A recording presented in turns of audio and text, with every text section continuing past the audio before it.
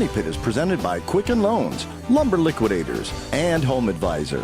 Now, here are Tom and Leslie. Coast to coast and floorboards to shingles, this is the Money Pit Home Improvement Radio Show. I'm Tom Kreitler. And I'm Leslie Segretti. And hey, what are you working on this beautiful weekend? If it's in your house, you are in the right place because we're here too. And I know you're looking around going, I don't see you in my house. Well, no, we're here and we're keeping an eye on you. We're here to help you get those jobs done. So if you're stuck in the middle of a project, if you don't know which way to go, you can't figure out what's up, what's down with a job you got to get done. Maybe you need some advice on some decor you'd like to do. You got a cleaning question. It is the spring cleaning season. You're planning an outdoor living project, maybe a patio, a deck, a pergola, a pool. Give us a call. Let's talk about it. We'll help you get it done the right way. The number is 1-888-MONEY-PIT, 888-666-3974. Coming up, we are going to deal squarely with one of life's little annoyances, but pretty big annoyance in terms of how much hassle it is when you hear it. I'm talking about squeaking floors, right? I mean, squeaking floors are great if you're a parent and you want to make sure your kids are coming home on time. When they don't, and there's that squeak like right in front of the back door, you know you got them. But I mean, seriously, squeaking floors can drive you nuts. And a lot of people are afraid that it means there's a big structural problem underneath. But the truth is it might not be. We're going to tell you how to determine what's going on with the squeak and most importantly, how to silence those floors for good. And here's a big issue that people run into, especially in the spring season. Something that involves the thing that's always over your head. You kind of take it for granted a lot until it starts to leak. Well, with the spring rainy season just upon us, we'll tell you how to find your roof's weak spots before you need to find a bucket to catch those drips. Plus, when it comes to floors, there's nothing that emits a more warm and natural feeling than wood. But there's one thing that wood is just not good for, and that's the damp or downright wet locations. We're going to tell you about wood look products that are beautiful and work well in those spaces just ahead. But first, we want to talk to you about what's going on in your money pit. So give us a call right now at 1-888-MONEY-PIT, 888-666-3974. Leslie, who's first? All right, calling in from Michigan. We've got Sharon on the line. How can we help you today? We had a new fireplace, gas fireplace, put in last July, and almost constantly since we've had it put in, we hear a whistling, howling noise behind the glass, behind the fireplace. We've called the installers, and they had a wind guard made and came out just a few months ago and put it up by the new cap, and the noise is still there. And I hear it almost every single day. Yeah. Hey, is this gas fireplace, this is completely brand new, or this was like a masonry fireplace that was converted to gas? No, the fireplace and all the venting is brand new. When we had the house built 12 years ago, that fireplace went out about a year or so ago, and we couldn't find replacement parts. Everything was discontinued and obsolete. So that's why we had to put in a brand new fireplace. What brand fireplace did you put in? It's a Travis 864 TRV. The venting on this, is it up through the roof or is it out the back of the fireplace? No, it goes up through the roof. The fireplace is almost in the middle of the house. We kind of almost have a square house. And I did call and ask the guys that put in the venting, the new venting, the angles and the length, and they told me that they went up, and all the two angles are going to be at 45 degrees.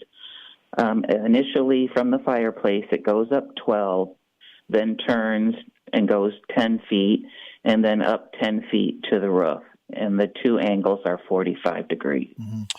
Where it goes through the roof, there's a rule called the 210 rule of chimney construction, which means that it has to be at least 2 feet above any part of the roof that's within a 10-foot radius. So if you were to kind of have a 10-foot string swing around that chimney, it has to be 2 feet above the roof at the closest part. Do you have the sense that the vent is tall enough where it comes through the roof? Honestly, don't know. So here's what I would do. I think that you've already, talked enough to the installers and the folks that you bought this from. I would talk to the manufacturer. I would talk directly to the folks at Travis Industries. And their website is simply travisindustries.com, but they have a separate website for this particular Fireplace brand. It's simply called fireplacex.com. I see the information on the 864. It looks like a beautiful unit, but I suspect this is in the venting. The problem is in the venting, and it may have to do with the type of vent they use or the installation of the vent or the height of the vent above the roof, perhaps being not tall enough. Because it sounds to me like what's happening is as the wind blows over that vent, you're getting this whistling noise, and it should be something that they could figure out and design around. So the 2 foot above the roof line, what was that again? Think of the chimney coming through the roof, right? If you were to go to the top of the chimney and go 10 feet in any direction, like a circle, that top of the chimney has to be at least 2 feet above any piece of the roof. Okay. All right. But I think you should probably work with the manufacturer on this, at least to try to figure out what the possible issues are. Because you certainly shouldn't be putting up with this, okay? All right. Thanks so much.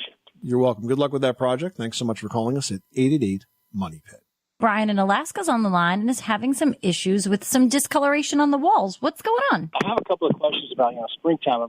Everybody's getting that fever here in about 2 months. But anyhow, long story short, inside my house, I have a lot of cedar walls, cedar planking. And I've had pictures on the walls in the past. And so what happens is you take the picture down and all that sunlight has faded that cedar, so it's darker where the pictures are at. And so what I'm trying to do is, without having to sand the entire wall down and reseal it or refinish it, is there anything I can do to help with that, to get the color closer back to only if you were to stain it, because you're basically talking about oxidation here. As it's exposed to the ultraviolet light from the sun, you're going to get different coloration, and where you have the wall covered, it's going to be different than where it's not covered. And so, you can sand it down, or you probably don't even have to sand it much if you were to stain it, because the stain would basically color the light and the dark places and probably blend it in nicely, and would give it some protection against future oxidation. But short of that, I don't really have any other suggestions for you. Okay, I was just thinking the sanding kind of idea is what I was going to wind up doing. It's just it's a big project. And, So don't move the pictures. I used to say that you could just don't move the picture or get bigger ones. Just don't ever move the pictures. Or if you have to, get a bigger one. Yes, exactly true. Or put them back in the same size. And that is also an option I may have to, that's what I'm doing right now. So I do appreciate you taking the time to take my call. So it looks like I'm going to sand. So they have is there any kind of sander you'd recommend with that? It's going to be dustless? Yeah, I would just tell you, because you're talking about cedar, Brian, that can be really annoying to your lungs. Okay, it can cause a respiratory reaction. So you want to make sure you're really careful with ventilation. So the best way to vent that space is to depressurize the room you're working in. So let's say you got, a window or door at one end and another one at the other end. Put a regular room fan in one of those windows or doors and point it out so that you depressurize the room. In other words, dust that gets into the air gets sucked out and fresh air gets sucked in. That, plus make sure you wear a good quality dust mask while you're doing the work so that you stop, so you don't breathe in that cedar dust. Safety first. I appreciate you a lot, and thank you very much for taking the time. All right, take care. Thank you. Bye-bye. You are listening to The Money Pit, on air and online at moneypit.com. Call in your home repair or home improvement question 24 hours a day, 7 days a week at 1-888-MONEY-PIT. Presented by Home Advisor. Just ahead, squeaking floors are one of life's little annoyances, but do they signal a structural problem below? We're going to have the answer, plus step-by squeaky step tips to make them go away for good. And today's Building with Confidence tip, presented by Rocket Mortgage by Quicken Loans, next. You live in a money pit.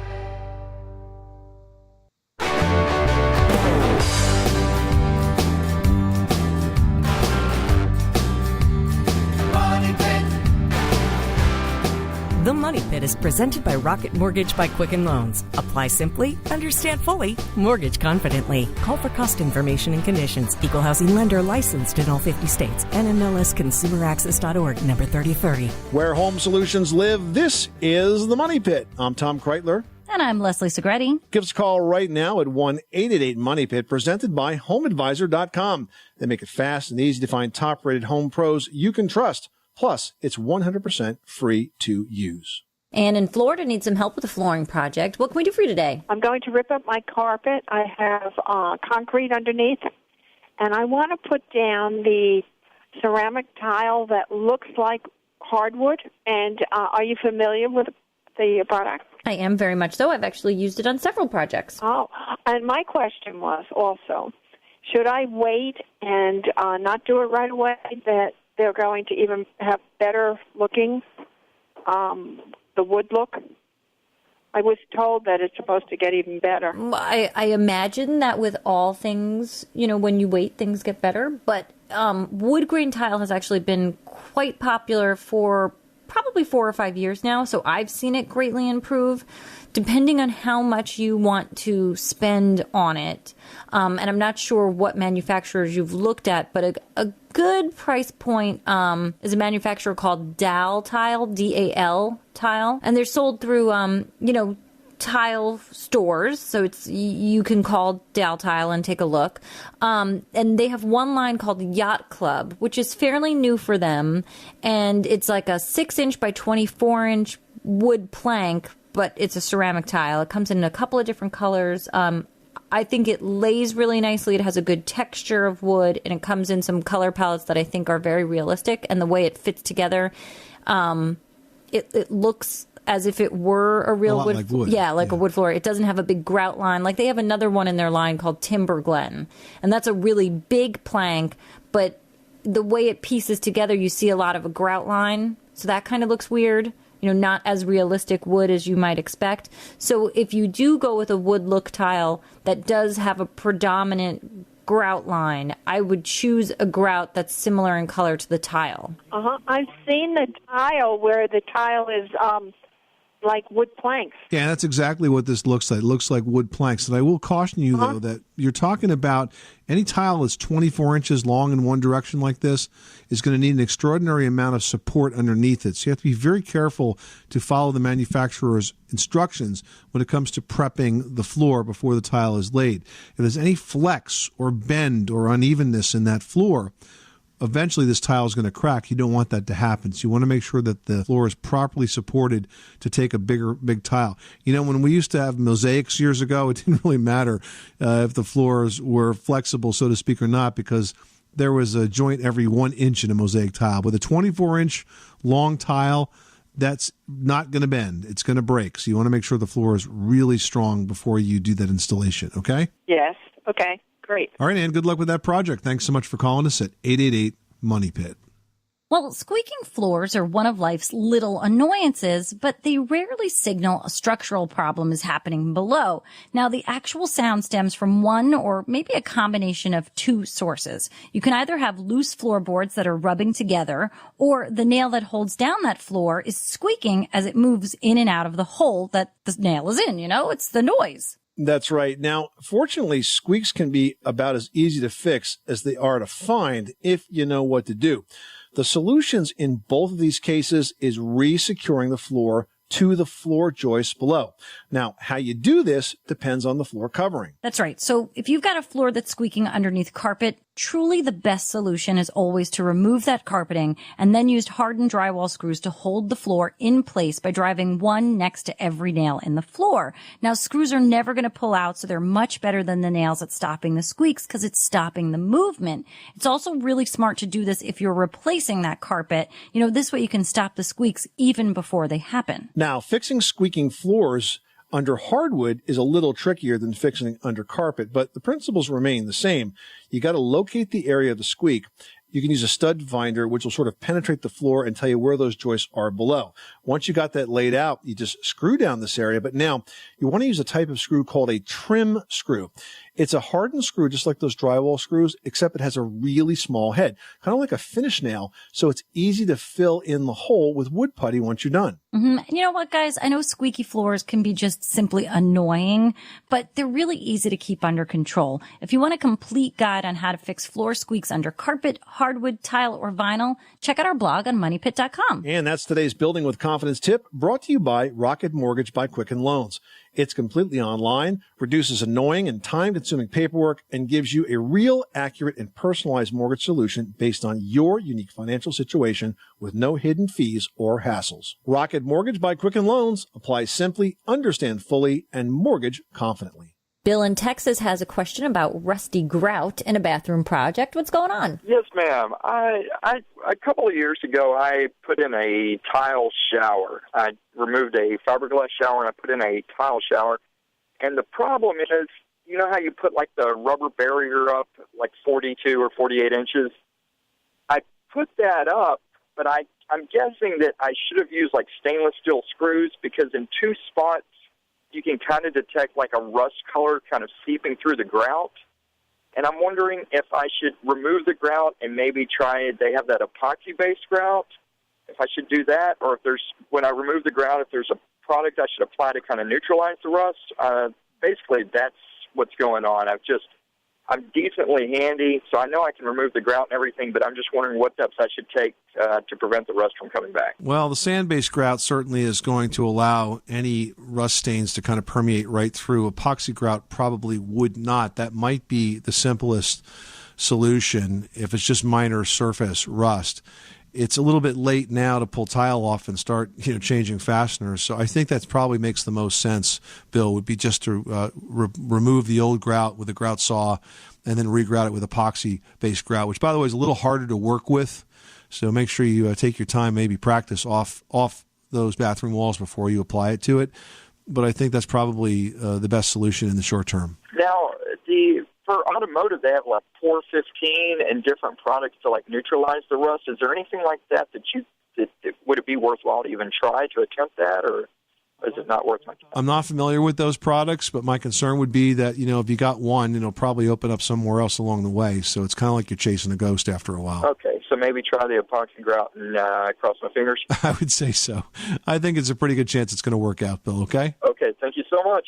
Now we're heading over to Virginia, where Margaret has a question about a bathtub. Tell us what's going on. We have an old cast iron tub, and it's real rusty in spots, and I'm wondering what we could do to restore it. Now, when you say real rusty in spots, are we talking about big spots, or are we talking about like small little ones from a chip here and there? No, we're talking about big spots, because the water, it was not good water when we first moved here, and so it had a lot of wear and tear on it. About 40 years before we moved here, and we've been living here probably about 45 years. So your tub's almost 100 years old, huh? Exactly. Yeah. Well, look, it served the house well. It's not going to last forever. It needs to be reglazed at this point. And I've had some experience with folks that have tried to reglaze these tubs inside the house, and it can be done. It's an awfully messy and intensive job, and unless it's done professionally, it doesn't seem to last very long. There are home reglazing kits, and Rust-Oleum makes one that's for tub and tile, but I wouldn't expect it to last all that long. The best way to do this is to have the tub taken out and reglazed, but if you're going to do all that, you might as well replace it and not just have that reglazed unless it's particularly beautiful. I think those are your options. It's not easy to do a touch-up to something like this when it's just got it's got almost 100 years of wear and tear on it. Oh, yes. Okay, that was my question. I appreciate that. Unfortunately, Margaret, there's no easy way to remove 100 years of wear and tear on that tub, and so you're probably better off just replacing it. All right, thanks so much for calling the Money Pit. Coming up, your roof is your home's first line of defense from the elements. And with all those spring rains ahead, we're going to tell you how to find and fix your roof's weak spots before you need to find a bucket to stop those drips. Coming up next. 888 Money Pit.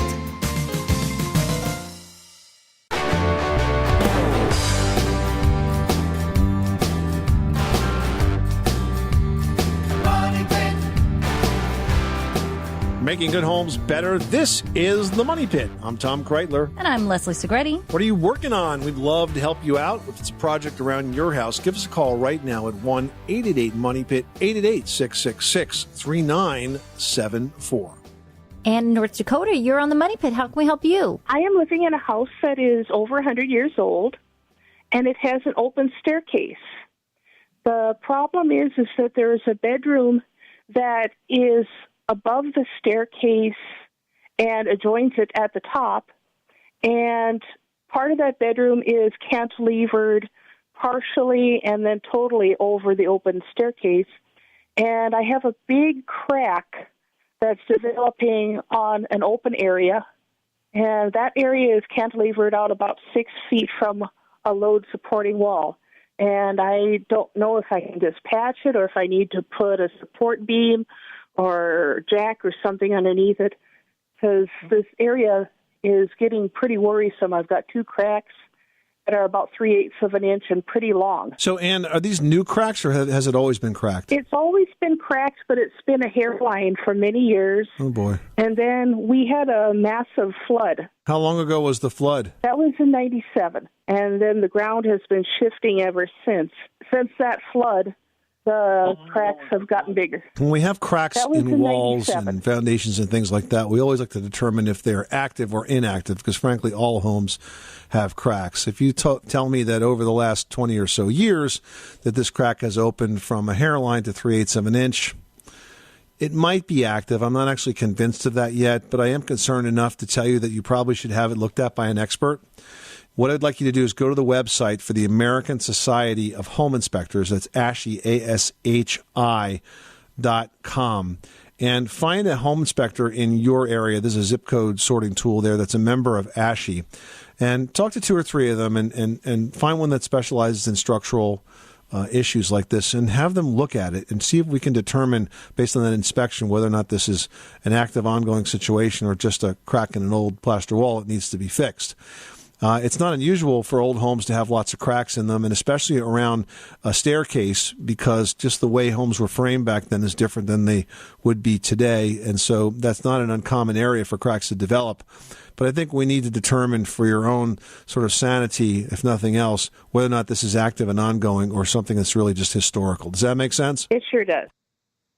Well, your roof is your home's first line of defense from the elements, and it is constantly under attack all year long. But now that it's spring and we're getting pounded with more rain than usual, it's a really good idea to inspect your roof for areas that can easily leak. Now, most roof leaks are caused by flashing. Now, that's the material that's used where your roof intersects with walls, chimneys, plumbing pipes, or even simply other sections of roofing. And that's why now is a really good time to inspect your roof, especially those areas, which you can do safely from the ground. All you need is a good pair of binoculars.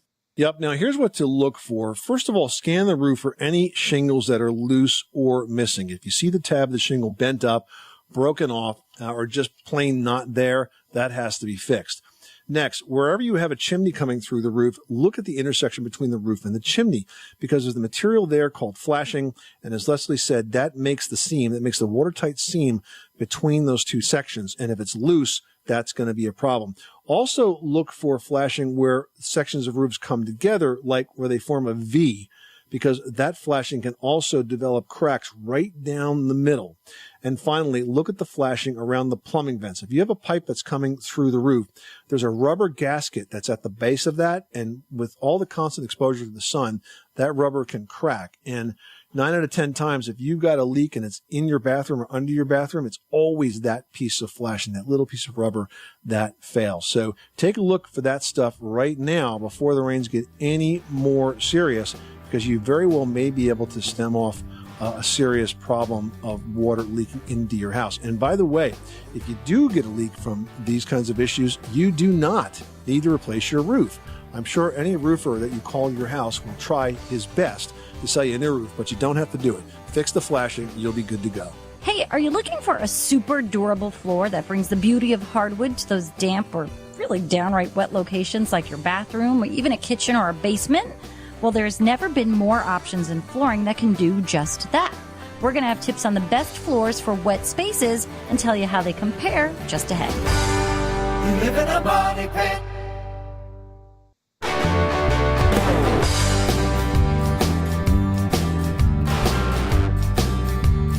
Money pit. The Money Pit is presented by Home Advisor.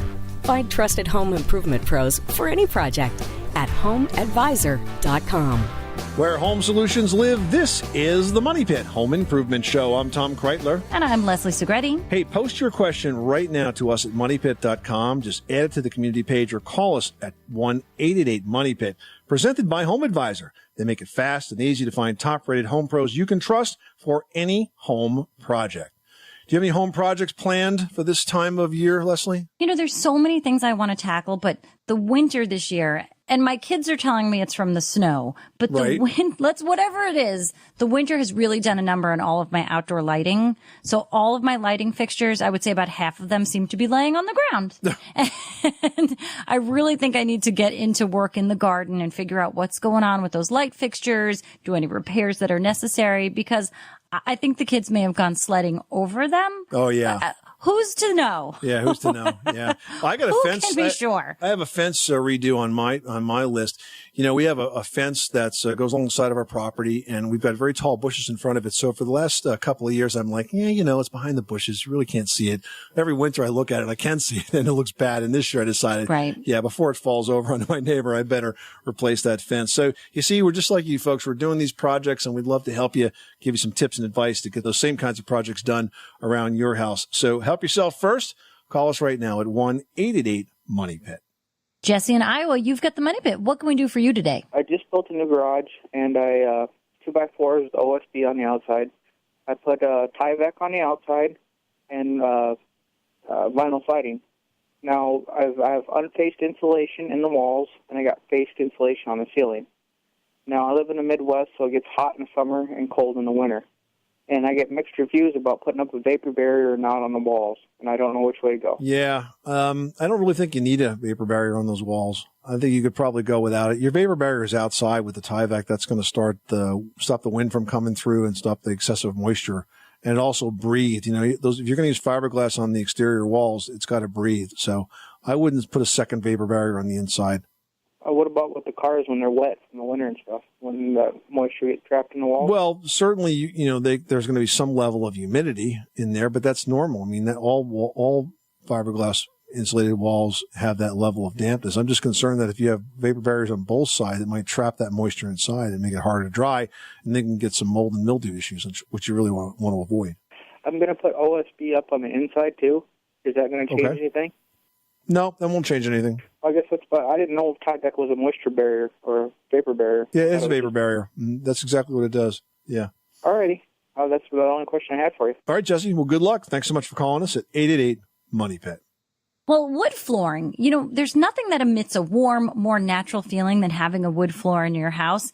Frankly, it looks good in any decor and it feels good on your feet, but there's one thing that wood flooring just isn't good for, and that's damp or perhaps just downright wet locations in your home. Now, fortunately, there are lots of options in flooring that can look and feel like wood, but can stand up to that damp or wet environment. We're going to share those highlights and tell you how they compare in today's flooring tip presented by Lumber Liquidators. Yeah, first of all, there are 3 good options for flooring that look like hardwood, but they're durable and they're waterproof. Those include luxury vinyl plank, engineered vinyl plank, and wood look tile. Now, LVP, or luxury vinyl plank, it's a durable and affordable waterproof flooring. It's an option that installs easily, and it's scuff and wear resistant, which really makes it a great choice for spaces that need a tough floor, like an entryway or a mud room. Somewhere like that where you're coming in with stuff on the bottom of your shoes from the outside, and they just really see a lot more wear and tear. Then there's EVP, and that's engineered vinyl plank. And this is an ideal flooring for any room, including bathrooms, kitchens, and those mudrooms. It's got a protective top layer that offers superior scuff resistance and a waterproof rigid core that makes it easy to install and prevents those liquids from damaging the floor. I think that's where people get concerned, is that you get water on the surface, you don't see what's going on underneath, and this will really prevent that liquid from damaging the floor. Then finally, there's wood look porcelain tile, and it can be downright gorgeous, you guys. It combines elegant, authentic hardwood looks with the durability of a tile. It is completely waterproof, and it's great for high moisture areas like your bathroom, laundry room, kitchens, but it also can work in living rooms, patio areas, and even on a wall or as a backsplash. And when you install it correctly, that porcelain tile can last a lifetime. Now, if you're wondering why you might choose one over the other, consider this. While the LVP, the EVP, and the tile all do capture that look and feel of hardwood, the LVP, the luxury vinyl plank, is a more affordable waterproof flooring option. Because it's waterproof, it's also a better choice than hardwood floor for those damp locations. And if you're deciding between the luxury vinyl plank and the engineered vinyl plank, you want to keep in mind that EVP has got a very rigid core. That makes it actually easier to install than the LVP. And the best EVP products also are going to prevent denting, which means if you got kids and they're dropping heavy items, or if you got a big rough family that's dropping tools or toys, they're not going to leave a mark. And if you want to compare EVP to wood look tile, consider that the EVP is high on performance and high on style, but lower on cost. So if you need to save some bucks, you can go for that EVP compared to the wood look tile.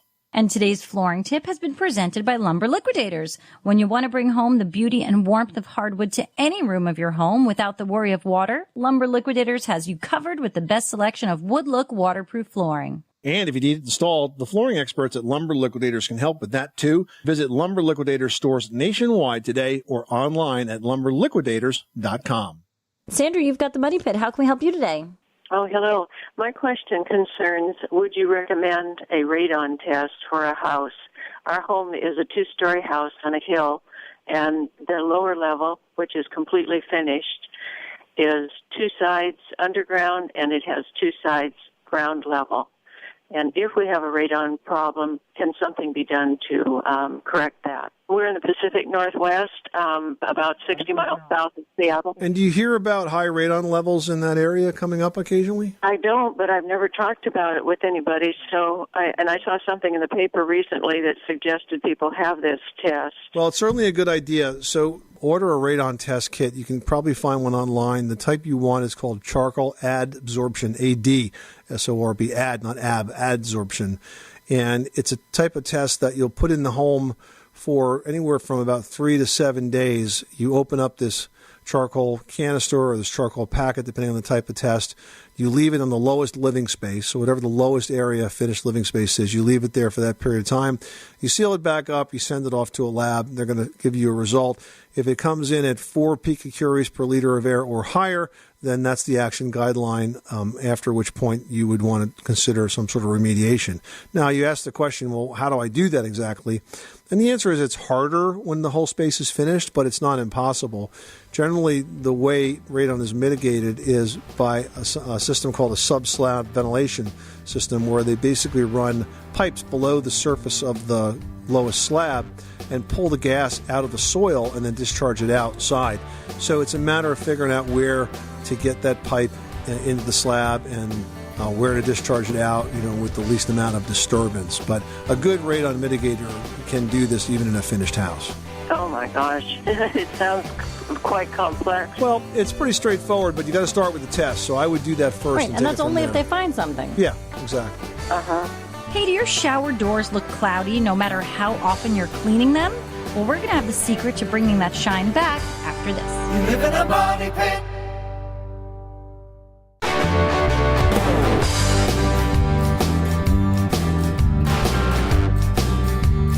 Money pit. Making good homes better. This is the Money Pit. I'm Tom Kreitler. And I'm Leslie Segretti. Give us a call right now on the Money Pit's listener line at 888-MONEY-PIT, presented by Home Advisor. You can get matched with background-checked home service pros in your area and compare prices, read verified reviews, and book appointments online, all for free. No matter the type of job, Home Advisor makes it fast and easy to hire a home pro you can trust. All right, but you've got two pros here who are answering questions right now from the community section. Now, Casey in Shreveport, Louisiana has a pretty big question. She says, my house was built in 1962, and there's a crack in the foundation that runs the entire length of the house. How much might it cost to have the foundation repaired, and what is involved in doing that? Is there anything that the crack can be filled with that would allow you to do the home repair yourself? And how sellable is a house with a crack in the foundation? These are a lot of questions for something that you can't really just diagnose instantly, right? Yeah, they're very good questions, though. And to the first question, how much might it cost to have the foundation fixed? I want to start there, because what happens with a lot of folks facing this is they call in contractors that don't have the structural expertise, frankly, to really deal with this. And what they say is, how much do you want to spend? And then they design a repair to use up that entire budget. The truth of the matter is you need to figure out what's causing this crack. Now, you didn't tell us here, Casey, but if you've been staring at this crack for, 10 years and it hasn't moved much, then maybe all we need to do is to seal this up. And that's a DIY project. You could use a silicone sealant. The folks at Quickcrete have a number of very fine concrete patching products and sealant products that could be used for that. But if this is a sort of a newer occurrence and you're watching this develop, you absolutely need to get some professional advice. Because if you don't, it's not going to get fixed the right way, and it is going to become an issue when it comes time to sell the house. So what you do is you hire yourself an engineer, a licensed structural engineer if possible, or at the least a home inspector, and have those professionals design the repair, tell you exactly how that repair has to get done. Now, once that repair is done, have the engineer come back and then re-inspect it and then give you basically a letter, which is kind of like a health certificate that says, yes, you had a crack, but it was fixed and I supervised the repair and it's done correctly and there's nothing else to worry about. Because this way, the answer to your last question, if you sell the house and that comes up, there's nothing better than showing that report from the engineer. It's like having a pedigree that it was done the right way. So those are the steps. You got to evaluate it. You got to get the right advice. And then follow that engineer's advice. You can have the contractor follow the engineer's advice, but don't get the advice from the contractor because they're not skilled, they're not licensed in that particular space. Only get it from the engineer. All right, Casey, that's a lot of info Tom just shared, but it's all the right info. So hopefully it gets you on the right track and gives you peace of mind to fixing your foundation. Well, fiberglass shower doors and stalls are less expensive and easier to install than tile, but there is a trick to cleaning them. Leslie's got the info in today's edition of Leslie's Last Word. Leslie? Yeah, I think what happens is we all end up rubbing our fiberglass shower the wrong way, and it's really easy to do. You have to keep in mind that fiberglass showers are finished with a layer of a gel coat, which is easily damaged if you're using abrasive cleansers. And a lot of people think, oh, I'm going to clean the bathroom, I'm going to use this abrasive cleanser, it's going to do the best job, but you're doing more damage with it. So you need to choose your shower cleaner very carefully, and to keep that shiny luster and prevent that water spotting, you can try waxing the shower walls, only the walls, guys, here, once a month with a liquid auto wax. And the reason I say only the walls is because if it gets on the floor, you will have the slipperiest shower in all of the town. So choose the cleansers wisely, wax the walls, and you will have that shower glistening like new. Good advice. This is the Money Pit. Coming up next time on the program, if you'd like to grow a beautiful, thick green lawn this spring, there's one thing you got to get rid of first, and that's the weeds. We're going to have a step-by-step guide to help you get rid of those weeds and set your lawn up for total success on the very next edition of The Money Pit. I'm Tom Kreitler. And I'm Leslie Segretti. Remember, you can do it yourself, but you don't have to do it alone.